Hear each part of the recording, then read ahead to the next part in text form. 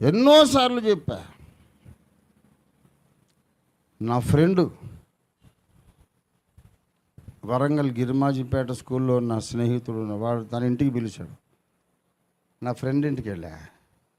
గోడ మీద ఇట్లా కిరీటం పెట్టుకొని చక్కటి వెలుగు కిరణాలు ముఖం చుట్టూ ఇట్లా తల చుట్టూ వెదజల్లుతూ తెల్లని గుర్రాలు పూలించిన రథం మీద ఒక ఆయన ఉన్నాడు.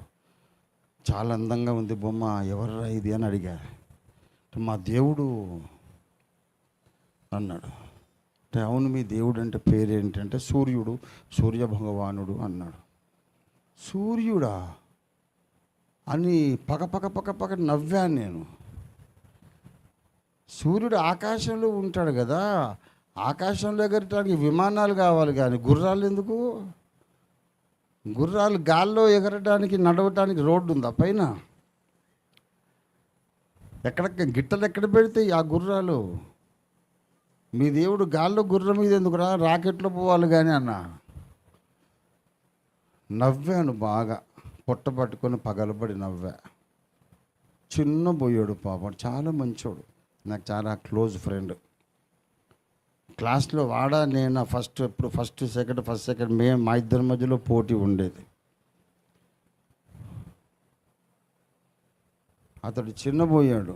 నాకు కుడి చెవిలో స్వరం వినబడింది, నా కుమారుడా నువ్వు చాలా తప్పు చేశావు, ఇంకెక్కడ ఉండొద్దు, వెళ్ళు, ఇంటికి వెళ్ళి ప్రార్థన చెయ్యని. నేను ఇంటికి వెళ్ళి మోకరించాను.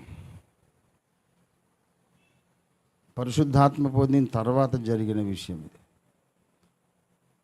మోకరించి, ఎందుకు యేసయ్యా నన్ను కోప్పడ్డావు నువ్వు?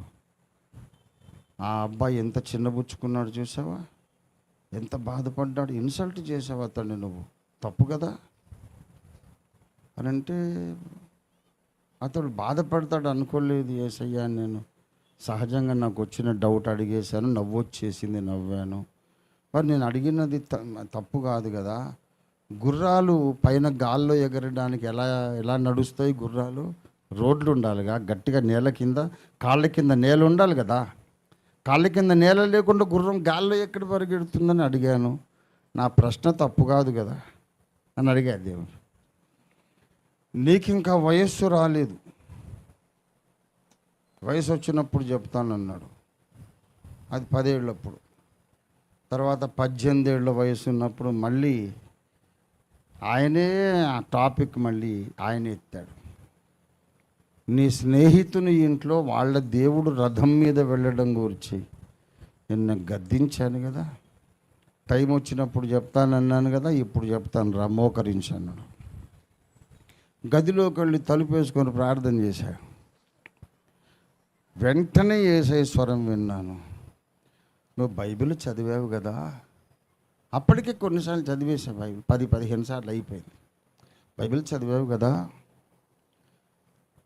ఆకాశంలో ప్రయాణించడానికి గుర్రాలు ఎందుకు అని నవ్వావు కదా. మరి ఏలియాను నేను పరలోకానికి ఎలా తీసుకెళ్ళాను? అగ్ని రథములు, అగ్ని గుర్రములు. అరే మా దేవుడు ఏమో గాల్లో గుర్రాల్లో ప్రయాణిస్తాడంటే, గుర్రాల మీద ప్రయాణిస్తాడంటే నవ్వావు. మరి మీ దేవుడు కూడా గుర్రం మీదనే కదా మీ భక్తుడిని పరలోకానికి తీసుకెళ్ళాడు అని అతడు అడిగితే నీ జవాబేంటి? అవునా ప్రభువా,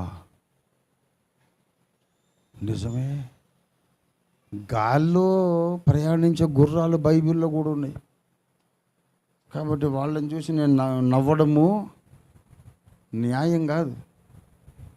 బాబోయ్, అతడు బైబిల్ చదవలేదు కనుక నా పరువు దక్కింది.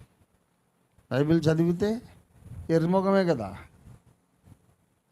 తెల్లముఖం వేయాలి నేను. అయినా సరే నేను పట్టు వదలలేదు. ప్రభువా నేను తప్పే అడిగాను, కానీ ఇప్పుడు నా ప్రశ్న అయితే రైటే కదా. వాళ్ళ దేవుడు కానీ నా దేవుడు కానీ గాల్లో ఎగరడానికి గుర్రాలకు కాళ్ళ కింద నేల తగలాలి కదా గట్టిగా. అది ప్రశ్నే మిగిలిపోయింది. అప్పుడు యేసయ్య చెప్పాడు,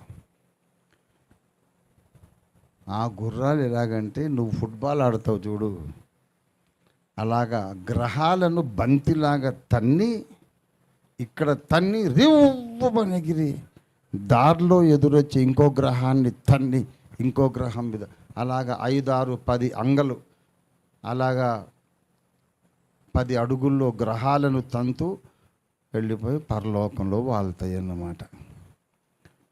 నేల కావాలి కానీ ఇక్కడిక్కడ అడుగులు వేయవు. ఇక్కడ తన్ని ఎగిరినాయి అంటే నెక్స్ట్ ఇంకో గ్రహాన్ని తంతాయి. అలాగా తెలియని విషయాలు దేవుని అడిగి తెలుసుకో. ప్రభువా ఎంత మరము ఉంది నాయన, తప్పే.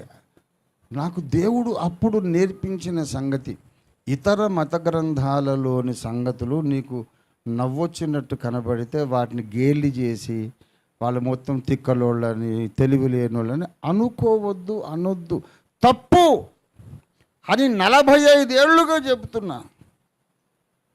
బుర్రకెక్కదుగా. ఓఫీర్ గారు సువార్త చెప్పమంటే పురాణాలు చెప్తాడండి. మరి ఎడ్డి ముఖమా, 1400 సంఘాలు కట్టినోండి, సువార్త ఎలా చెప్పాలో నాకు నేర్పిస్తావురా నువ్వు?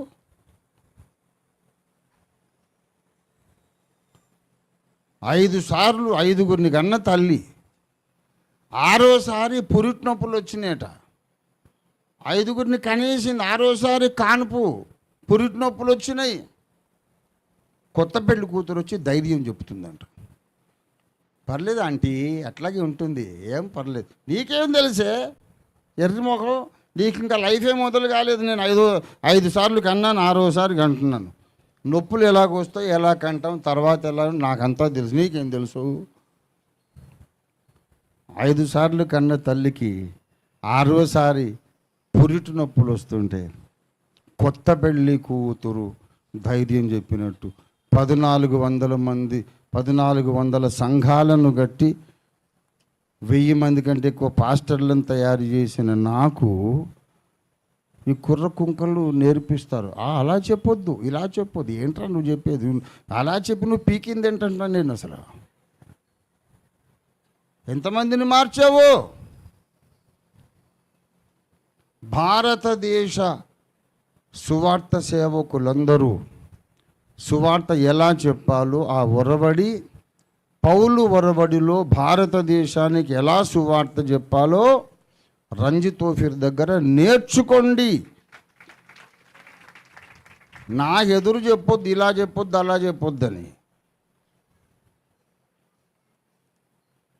అతడు ముస్లిం అయినా సరే, హిందువైనా సరే, బౌద్ధుడైనా సరే, నాస్తికుడైనా సరే, ఎలా సువార్త చెప్పాలో ఉప్పు వేసినట్టు రుచిగా నేర్పించటానికి దేవుడు పంపిన సేవకుడిని నేను. మరి అలాగంటే వాళ్ళని మనం గౌరవిస్తే మనం కన్వర్ట్ అయిపోయినట్టే. అంటే కన్వర్ట్ ఏంటి? ఎలాగవుతావు కన్వర్ట్? ఏతెను సువారలారా, మీరు ఎరుగకయే దేని యందు భక్తి కలిగి ఉన్నారో దానినే నేను ప్రకటిస్తున్నానని పౌలు అంటే, పౌలు అటు convert అయిపోయినట్టేనా?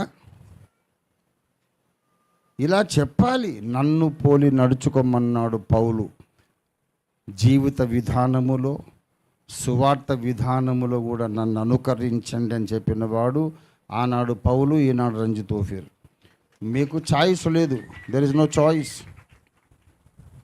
There is no choice. Learn from Ranjit Ophir or very soon